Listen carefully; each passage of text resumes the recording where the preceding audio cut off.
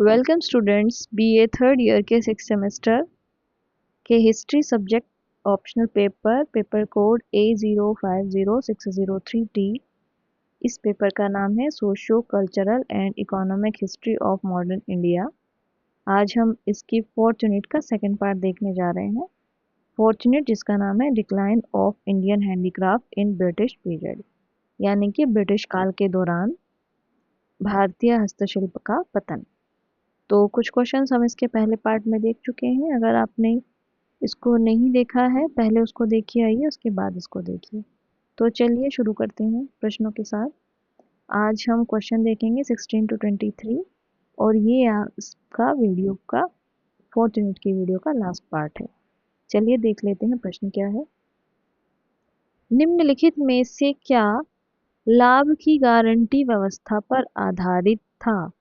कच्चे माल का निर्यात, रेलवे का निर्माण, कृषि का व्यवसायीकरण या इनमें से कोई नहीं। गेस कीजिए आप इसका सही जवाब क्या होगा। इसका सही जवाब हो जाएगा ऑप्शन बी, रेलवे का निर्माण। तो देखिए रेलवे का विस्तार क्यों हुआ और इसका ग्रामीण उद्योगों के पतन पे क्या प्रभाव था, उसको तो हम बाद में देखेंगे। पहले हम देख लेते हैं कि ये लाभ की गारंटी क्या है। ठीक है। 19वीं सदी में ब्रिटिश सरकार ने भारत के रेलवे निर्माण के लिए एक निजी ब्रिटिश कंपनियों को आकर्षित करने हेतु यह नीति अपनाई थी। तो ये नीति क्या थी? 19वीं शताब्दी में ब्रिटिश भारत ने भारत के रेलवे निर्माण के लिए जो नीति अपनाई गई है उसका नाम है लाभ की गारंटी। इसमें सरकार ने कंपनियों को कहा कि आपको कम से कम 5% का वार्षिक लाभ हम देंगे, यानी कि इस बात की हम गारंटी लेते हैं कि आपको 5% हम जो लाभ है वो आपको देंगे। तो ये किससे रिलेटेड है? ये है रेलवे निर्माण से। काम कैसे करता था ये रेलवे कंपनी को 5% से कम लाभ होता तो भी इसकी भरपाई भारतीय राजस्व से की जाएगी, क्योंकि इन्होंने गारंटी दे दी ना कि आपको, आप कंपनीज हैं, मतलब ट्रेन बनाने वाली या रेलवे निर्माण की कुछ कंपनीज हैं, वो भारत में आए और हम उनको कह रहे हैं, ब्रिटिश कह रहे हैं कि आप आइए, हम आपको 5% तो गारंटीड देंगे ही देंगे। और मान लो उस स्थिति में उनको उतना फायदा नहीं हो पा रहा है रेलवे के निर्माण से, तो जो भारतीय राजस्व है उससे उसकी पूर्ति की जाएगी, यानी कि फिक्स है कि उनको 5% लाभ दिया ही जाएगा। यदि लाभ 5% से अधिक होता तो अतिरिक्त लाभ का कुछ हिस्सा सरकार को मिलता, लेकिन नियंत्रण कंपनियों के पास ही रहता था। उद्देश्य क्या था इसका? उद्देश्य था कि ब्रिटिश निवेशकों को जोखिम से बचाकर भारत में पूंजी निवेश के लिए प्रेरित किया जाए। भारत में रेलवे का तेजी से विस्तार करना मुख्यतः ब्रिटिश आर्थिक हितों के लिए। परिणाम क्या निकला इसका? रेलवे का तेजी से विकास तो हो गया, लेकिन अच्छा इसके मतलब इसका उद्देश्य क्या था रेलवे का तेजी से विकास होने से? कि कच्चे माल को बंदरगाह तक पहुंचाए। अब पहले की तरह ऐसा तो था नहीं कि ट्रक और बसेस बहुत ज्यादा थी तो उन्होंने कच्चा माल लादा उस पे और तुरंत पहुंचा दिया। उनका मकसद था कि रेलवे ट्रैक के माध्यम से रेलवे में खूब सारा कच्चा माल भर के बंदरगाहों तक पहुंचाया जाए, जहां से वो बहुत सही तरीके से उस पे जहाज पे लाद करके इंग्लैंड पहुंच दिया जाए। उसके बाद क्या होगा? जब कच्चा माल यहाँ से जाएगा, मैंने बताया ये भी आपको, ये कच्चा माल जाएगा भारत से, इंग्लैंड में जाके वो मशीनों से बनाया जाएगा, वो दोबारा से भारत में ला दिया जाएगा, और फिर बंदरगाह पे आएगा, बंदरगाह से फिर उसको ट्रेन में लाद दिया जाएगा, फिर उसके भारत के विभिन्न हिस्सों में उसको पहुंचा दिया जाएगा। तो तैयार माल को पूरे भारत में फैलाना और कच्चे माल को बंदरगाह तक पहुंचाना, ये मेनली काम था किसका? ट्रेन का या रेल का या रेलवे निर्माण का। आपको पता ही होगा कि पहली रेल कब चली है? पहली रेल चली है 1853 में, डलहौजी के टाइम पे, बॉम्बे टू थाने। उसके बाद आगे बहुत सी रेलवे ट्रैक्स और रेलवे का निर्माण होता चला गया और धीरे धीरे भारत के बहुत से हिस्सों में रेलवे का एक जाल सा बिछ चुका था। कंपनियों को निश्चित लाभ मिलने के कारण वे लागत पर ध्यान नहीं देती थी, निर्माण बहुत महंगा हुआ था। इस व्यवस्था का आर्थिक बोझ भारतीय जनता पर पड़ा करों के रूप में। अब जो टैक्स होगा और उसकी भरपाई करनी है तो टैक्स के रूप में ही लिया जाएगा। और आपको शायद, आपने अगर रैयतवाड़ी वाली या मालवाड़ी भूरा जैसी व्यवस्था की वीडियो देखी होगी तो उसमें आपको पता चला होगा कि उस समय तक ज्यादातर सबसे ज्यादा टैक्स कौन देता था? किसान ही देता था। तो किसानों के ऊपर टैक्स का बहुत बड़ा बोझ आ गया।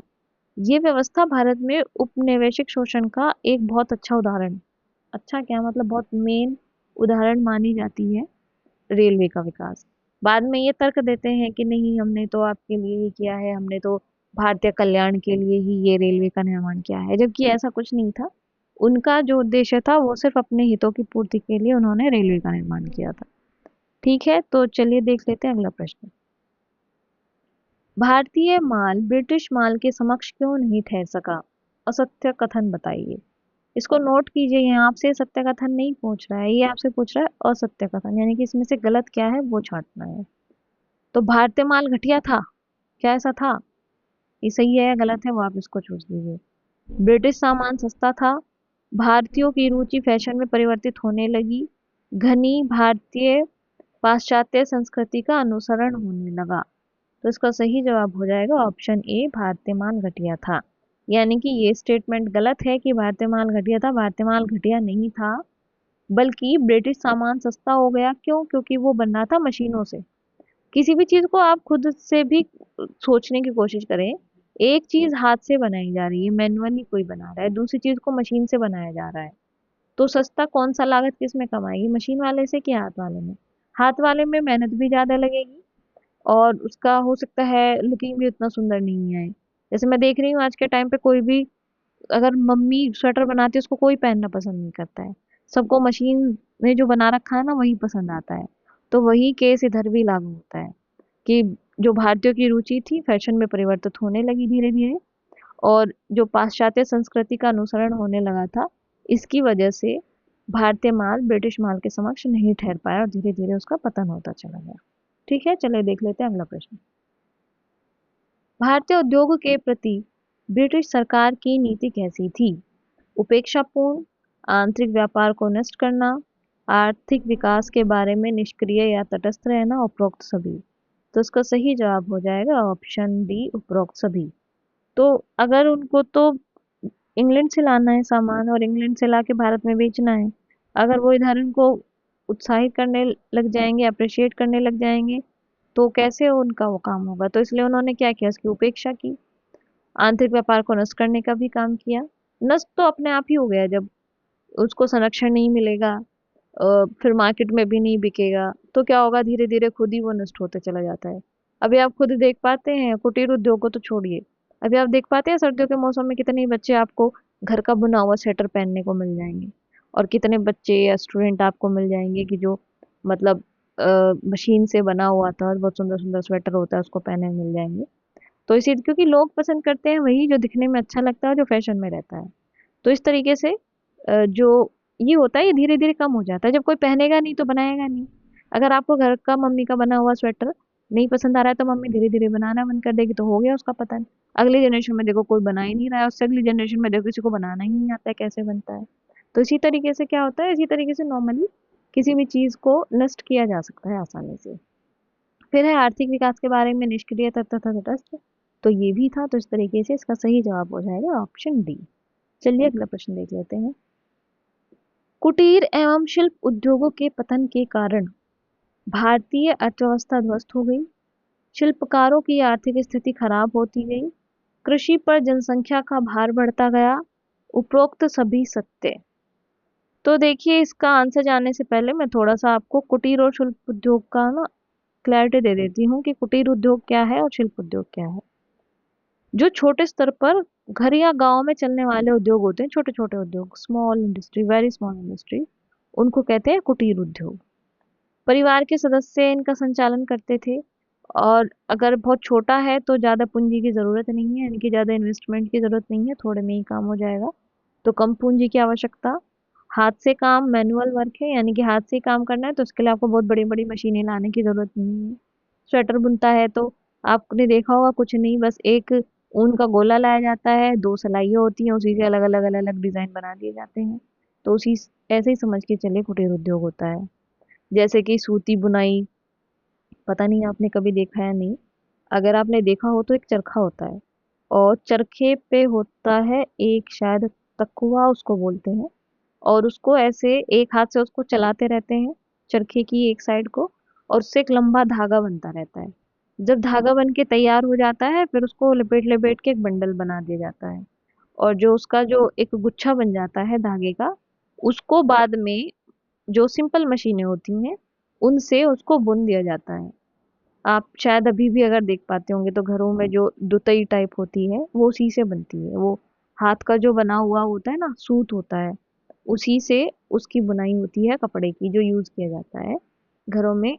अब तो मुझे लगता है सिर्फ वो ऐसे बिस्तर के रूप में ही यूज किया जाता है। पहले इसी टाइप का कपड़ा भी ऐसे ही बनता था, हाथ से ही बुना जाता था और उसको लोग पहनते थे। अब कुटीर उद्योग था तो छोटे छोटे स्मॉल स्केल पे बना देते थे और आपस में ही मतलब आस-पास के लोग उनसे खरीद करके उसको यूज़ कर लेते थे। तो इस तरीके से उनका जो कार्य था वो चलता रहता था। तो मैं बता रही हूँ आपको कुटीर उद्योग, जैसे सूती बुनाई, चरखा, हथकरघा, इसके अलावा ये तो बात हुई कपड़े की। कपड़े के अलावा भी तो और काम हो सकते हैं, जैसे तेल घानी, गुड़ बनाना। गुड़ बनाने का काम भी आप देखते होंगे, कोल्लू में जो गुड़ बनता है वो भी कुटीर उद्योग में ही आ जाएगा। प्राचीन और मध्यकाल में भारतीय अर्थव्यवस्था की रीढ़ रहे थे ये सब उद्योग। ब्रिटिश काल में इसका पतन हुआ। क्यों? क्योंकि मशीनें आ गई। मशीनें तो आ गई इंग्लैंड में, लेकिन पतन इधर होना शुरू हो गया क्योंकि लोगों की जो आपूर्ति है वो उन्होंने उधर से कपड़े लाके या कोई भी सामान लाके, मशीनों से कुछ भी बना हुआ है वो उधर लाके उसकी आपूर्ति हो जाती थी। और जब भी किसी चीज की डिमांड खत्म हो जाएगी तो उसका उत्पादन करना धीरे धीरे लोग खुद ही कम कर देंगे।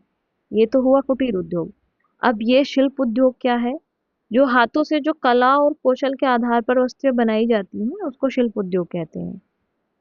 उच्च कौशल चाहिए होता है इसमें, कलात्मकता और डिजाइन पर जोर दिया जाता है। और सबसे खास बात ये होती है इसमें कि हर वस्तु में स्थानीय संस्कृति की झलक मिलती है। जैसे मिट्टी के बर्तन, लकड़ी की नक्काशी, आभूषण, कढ़ाई, जैसे अभी मैंने बताया था आपको लखनऊ की चिकनकारी। भारत के जो शिल्प हैं जैसे ढाका का मलमल, बनारसी साड़ियाँ, ईस्ट इंडिया कंपनी में इनका भी ह्रास हुआ। तो इस तरीके से आप देखें कि कुटीर उद्योग क्या है कि ये छोटे स्तर पर होता है और परिवार आधारित होता है। और शिल्प उद्योग क्या है, ये कौशल पर आधारित होता है। स्केल इसका छोटा या बड़ा कुछ भी हो सकता है। तो इस तरीके से अभी हम पहुंचते हैं इसके सही जवाब की तरफ। तो आपने अब तक मुझे लगता है दोबारा अगर इसको देखेंगे ऑप्शन तो इसका अंदाजा लगा ही लिया होगा। इसका सही जवाब हो जाएगा ऑप्शन डी, उपरोक्त सभी सत्य। अब देखिए भारतीय अर्थव्यवस्था ध्वस्त हो गई, वो तो हो ही जाएगी। क्यों? क्योंकि अगर यहाँ के जो स्मॉल ये स्मॉल सेक्टर के यानी कि कुटीर उद्योग के चलाने वाले हैं उनको पैसा नहीं मिल रहा है, तो उसकी प्राप्ति नहीं हो रही है, तो उनकी अर्थव्यवस्था ऐसे ही ठप हो जाएगी। शिल्पकारों की आर्थिक स्थिति भी खराब हो जाएगी। जब उन्होंने कुछ बनाया है वो मार्केट में बिक नहीं रहा है या वो बना ही नहीं पा रहे हैं तो वो तो एक तरीके से बेरोजगार हो गए। इस तरीके से इस इनकी भी आर्थिक स्थिति खराब हो जाएगी। अब मुझे ये बताइए कि अगर ये शिल्पकार शिल्पकारी का काम नहीं कर रहे हैं, कुटीर उद्योग वाले अपना कुटीर उद्योग का काम नहीं कर पा रहे हैं, तो वो क्या करेंगे? तो कुछ ना कुछ तो करेंगे ना। तो ऐसी स्थिति में क्या करेंगे? सब क्या होंगे, सब खेती पर निर्भर हो जाएंगे। खाने के लिए तो सबको ही चाहिए। तो उसके लिए वो क्या करेंगे, वो सोचेंगे आसपास में क्या काम और दिखाई दे रहा है, तो वो सोचेंगे कि खेत दिख रहा है चलो खेती ही कर लेते हैं। तो इस तरीके से जनसंख्या का एक बहुत बड़ा भाग कृषि पर ही बढ़ता चला गया। ठीक है, इस तरीके से इसका सही जवाब हो जाएगा ऑप्शन डी। चलिए देखते हैं अगला प्रश्न। किस वर्ष थॉमस हॉलैंड के नेतृत्व में एक औद्योगिक आयोग भारत आया तथा भारतीय उद्योगों के संरक्षण पर विमर्श दिया? 1815, 1816, 1915, 1916। तो देखिए 1815 में तो उद्योग आयोग आ ही नहीं सकता क्योंकि ये बहुत अर्ली हो जाएगा, बहुत जल्दी हो जाएगा। तो उसके बाद ही होगा। तो देख लेते हैं इसका सही जवाब क्या है। इसका सही जवाब है ऑप्शन डी, 1916। तो देखिए अब औद्योगिक आयोग क्यों आया, कब आया, कैसे आया, इसके बारे में जानने का प्रयास करते हैं। प्रथम विश्व युद्ध चल रहा है कब? 1914 से 1918 के बीच में। इस दौरान आयात कम हो गए जिससे भारत में स्वदेशी उद्योगों की आवश्यकता महसूस हुई। देखिए जब वो चल रहा था, क्या बोलते हैं, विश्व युद्ध चल रहा था, तो ऐसे में वहाँ के लोग उत्पादन सही तरीके से नहीं कर पा रहे थे। डिस्टरबेंस हो जाता है, उत्पादन नहीं हो पाता। तो इसकी वजह से ये जो थी वहाँ का फैक्ट्रीज कह लो या कारखाने कह लो कुछ हद तक बंद पड़ गए। उस स्थिति में क्या हुआ कि स्वदेशी उद्योगों की आवश्यकता महसूस होने लगी। जैसे मान के चलिए कपड़ा उधर से आता होगा अगर, अब उधर कपड़ा नहीं बन पा रहा है, किसी वजह से बन भी रहा है तो इधर ट्रांसपोर्ट नहीं हो पा रहा है। तो ऐसे में क्या करेंगे कि लोग सोचेंगे अरे चलिए जो आसपास में है उन्हीं से पूछ लेते हैं एक बार, उन्हीं के पास कुछ कपड़ा होगा तो उन्हीं से खरीद लेते हैं, या कपड़े के अलावा और भी सामान हो सकते हैं। तो इसलिए स्वदेशी उद्योगों की आवश्यकता महसूस हुई कब? 1914 से 1918 के दौरान, क्योंकि इंग्लैंड से सामान की आपूर्ति नहीं हो पा रही थी भारतीय लोगों को। तो भारत की अर्थव्यवस्था अत्यधिक कृषि पर निर्भर थी, तो औद्योगिक विकास कमजोर था। भारतीय नेता और उद्योगपतियों ने सरकार पर औद्योगिक विकास की मांग के लिए दबाव डाला। जो भारतीय नेता थे, 1885 की जैसे कांग्रेस थी, और भी बहुत सारे ऑर्गेनाइजेशन थे, उन्होंने कहा कि भाई आप यहाँ विकास कीजिए, औद्योगिक विकास कीजिए, जिससे कि हमारे भारत की प्रगति हो सके। इसलिए ब्रिटिश सरकार ने 1916 में यह आयोग गठित किया। कौन सा? औद्योगिक आयोग। थॉमस हॉलैंड के नेतृत्व में यह आया था। इसका उद्देश्य क्या था? इसका उद्देश्य था भारत में उद्योगों की स्थिति का अध्ययन करना और औद्योगिक विकास के लिए आवश्यक नीतियां सुझाना। दो काम था कि पहले तो देखा जाए कि भारत की उद्योग की स्थिति कैसे चल रही है, दूसरा फिर उसके हम विकास के लिए क्या कार्य कर सकते हैं उसको देखना। तो पहली बार सरकार ने औद्योगिकरण की आवश्यकता को गंभीरता से स्वीकार किया। इसने स्पष्ट किया कि भारत केवल कच्चे माल का स्रोत ही नहीं बने रहना चाहिए, बल्कि यहाँ थोड़ा सा इंडस्ट्री को भी अप्रिशिएट किया जाना चाहिए।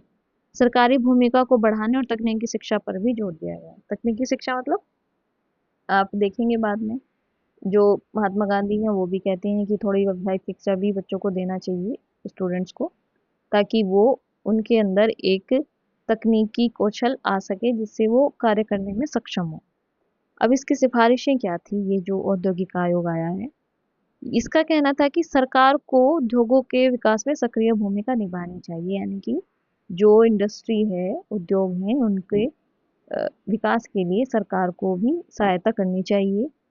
उसके अलावा तकनीकी और औद्योगिक शिक्षा को बढ़ावा देना चाहिए। अगर आप स्कूल्स लेवल पर स्टूडेंट्स को एक अच्छी तकनीकी कौशल या तकनीकी विकास दोगे, तो वो जाके आगे उद्योगों में अच्छा कर पाएंगे, उसका विकास हो जाएगा।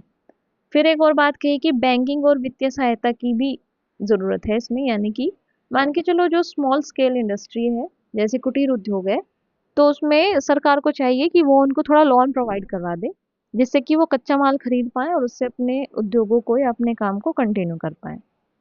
अब इसका निष्कर्ष क्या निकलता है औद्योगिक आयोग का? 1916 का औद्योगिक आयोग भारत में आधुनिक औद्योगिक नीति की शुरुआत का मतलब सबसे पहले स्टार्टिंग हो गई है। इसके शुरुआत का एक कदम था। इसकी सिफारिशें पूरी तरह तो लागू नहीं हुई थी, फिर भी इसने भविष्य के औद्योगिक विकास की एक नींव को रख ही दिया था। तो इस प्रकार से ये बात हो गई औद्योगिक आयोग की। मुझे लगता है अब ना तो आपको औद्योगिक आयोग अनफेमिलियर लगेगा और ना ये भूलोगे कि किस सन में इसकी स्थापना हुई। तो औद्योगिक आयोग की स्थापना हुई है सन 1916 में। चलिए देख लेते हैं फिर हम अगला प्रश्न। निम्नलिखित में से किस उद्योग में भारतीय पूंजीपतियों की अंशधारिता विदेशियों से अधिक थी? हस्तशिल्प उद्योग, वस्त्र उद्योग, चाय उद्योग, बैंकिंग। इसका सही जवाब हो जाएगा ऑप्शन बी, वस्त्र उद्योग। तो यानी कि वस्त्र उद्योग में जैसे मैंने अभी बताया ना कि जूट वाला जो था वो थे ब्रिटिश के ही एक व्यापारी थे, उनकी अंशधारिता थी, यानी कि वो उसको बिजनेस को चला रहे थे। कुछ टिस्को था, टिस्को जैसे भारतीय लोगों ने चलाया था। तो इस तरीके से क्वेश्चन पूछ रहा है कि कौन सा ऐसा सेक्टर था जिसमें कि भारतीय पूंजीपति ज्यादा थे, भारतीयों ने निवेश ज्यादा कर रखा था। तो वो था वस्त्र उद्योग। वस्त्र उद्योग में भारतीय पूंजीपतियों की अंशधारिता विदेशियों से अधिक थी। ठीक है, तो इसका सही जवाब हो गया ऑप्शन बी। चलिए देखते हैं अगला प्रश्न। भारतीय उद्योगों, विशेषतः ग्रामीण उद्योगों के पतन का कारण क्या था? मूल्य वृद्धि, जनसंख्या वृद्धि, रेलवे का विस्तार या कृषि पर दबाव। तो इसका सही जवाब हो जाएगा ऑप्शन सी, रेलवे का विस्तार। तो अब हम देखेंगे कि किस तरीके से रेलवे का विस्तार ग्रामीण उद्योगों का पतन कर रहा है।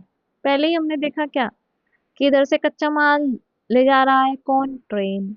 उधर से इंग्लैंड से जो सामान बन के आ गया है उसको लेके कौन आ रहा है? ट्रेन, यानी कि रेलवे।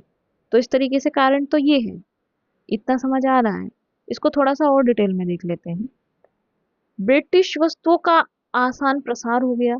तो देखिए, जो ईस्ट इंडिया कंपनी थी या ब्रिटिश शासन था, उसके दौरान जो रेलवे का विकास हुआ, तो ब्रिटेन से क्या लेके आता था, मशीन से बना हुआ जो भी सस्ता सामान है वो पूरे भारत में आसानी से पहुंच जाता था। इससे स्थानीय कुटीर उद्योगों की मांग घट गई। अब पहले गांवों में स्थानीय बाजार होते थे, सेल्फ सफिशिएंट इकोनॉमी थे, जो कि मतलब सेल्फ सफिशिएंट इकोनॉमी का मतलब ये है कि गांव की अर्थव्यवस्था गांव में उत्पादित किया, गांव में बिक गया, बस बात खत्म। ऐसे तो इस तरीके से स्थानीय बाजारों का नाश हो गया, क्योंकि बाहर से आ रहा है तो इंग्लैंड से आएगा सामान। रेलवे ने भारी वस्तुओं को गांव तक पहुंचा दिया, जिससे स्थानीय उद्योग प्रतिस्पर्धा में हार गए। वही सीधी सी बात, जब मशीन का बना हुआ सामान आ रहा है तो उसके सामने कोई भी हाथ से बने हुए सामान को नहीं पूछ रहा है, उसकी मार्केट डिमांड बिल्कुल घट गई है। अब कच्चा माल जो है, कपास है, जूट है, जो भी है कच्चा माल है, वो बंदरगाहों तक भेजा जाता था, किससे, ट्रेन से ही तो भेजा जाता था। फिर जो स्थानीय कारीगर थे उनको कच्चे माल की भी कमी होने लगी, कच्चा माल नहीं होगा तो कैसे ही वो बनाएंगे। उद्योगों का केंद्रीकरण, यानी कि उत्पादन शहरों और मिलों में केंद्रित होने लगा, गांव के छोटे उद्योग बहुत पीछे छूट गए। अब बेरोजगारी भी आएगी। बेरोजगारी तो आएगी जब उनके पास ना तो कच्चा माल है, ना उनका बना हुआ सामान कोई खरीद रहा है, ना वो बिक रहा है। तो इस तरीके से वो लोग क्या हो जाएंगे, वो बेरोजगार हो जाएंगे, और ज्यादा से ज्यादा जो जनसंख्या है वो कृषि पर ही उसका भार बढ़ जाएगा। इसके अलावा जो रेलवे का उपयोग था वो मुख्यतः कच्चा माल बंदरगाह तक और तैयार माल अन्य तक पहुंचाने के लिए हुआ। इससे भारत कच्चा माल का सप्लायर और तैयार माल का बाजार बन गया। यानी कि ये है कि आप लेके भी जा रहे हो हमारे पास से ही, और उसको बना के दे भी हम ही रहे हो। खरीद के ले जाते हो तो सस्ते में ले जाते हो, लेने आते हो, बेचने आते हो तो बड़े महंगे में आते हो। तो इस तरीके से सीधा सीधा जो भारतीयों का शोषण था वो उसमें दिखाई देता है। तो इसलिए ये ग्रामीण उद्योगों के पतन का कारण बन गया। चलिए देख लेते हैं अगला प्रश्न क्या है। भारत में कुटीर उद्योगों के पूर्णतः लुप्त हो जाने का कारण क्या नहीं था। हाईलाइट है, क्या नहीं था। क्या है नहीं पूछा है, क्या नहीं था। तो ये है क्या, कारीगर का हस्तशिल्प में जातिगत कारणों से जुड़े रहने के रुझान, वैकल्पिक जीविकापार्जन का साधन ना होना, कारीगर का महाजन के चंगुल में जकड़ा होना, भारत सरकार द्वारा आर्थिक सहायता प्राप्त होना। तो इसका सही जवाब हो जाएगा ऑप्शन डी, भारत सरकार द्वारा भारतीय आर्थिक सहायता प्राप्त होना। तो सीधी सी बात है भाई, 1916 से पहले तो ये कोई बात ही नहीं थी ना। वो तो उद्योग आया, औद्योगिक आयोग आया और उसने कहा कि आप इसको हेल्प करें। अब की नहीं की वो तो बात की बात है। पर इस तरीके से इसका सही जवाब डी है, कि भारत सरकार द्वारा आर्थिक सहायता प्राप्त होना। ये बिल्कुल गलत है, क्योंकि भारत सरकार द्वारा कोई भी आर्थिक सहायता प्रदान नहीं हो रही थी। और आप इस बात का ध्यान रखें कि जब भी इस दौरान हम भारत सरकार की बात कर रहे हैं तो भारत सरकार का मतलब है ब्रिटिश सरकार, जो कि क्योंकि उस टाइम पे जितना भी पूरी सत्ता थी वो ब्रिटिश के हाथों में ही थी। तो इस तरीके से इसका सही जवाब हो जाएगा ऑप्शन डी। तो इसी के साथ ये फॉर्चुनेट हमारी कंप्लीट होती है, जिसका नाम था decline of Indian handicraft in British period. ये यूनिट 4 आपकी एंड हो गई है, और आगे अगली वीडियो में मैं लेके आऊंगी आपके लिए यूनिट 5। तब तक के लिए पढ़ते रहिए, धन्यवाद।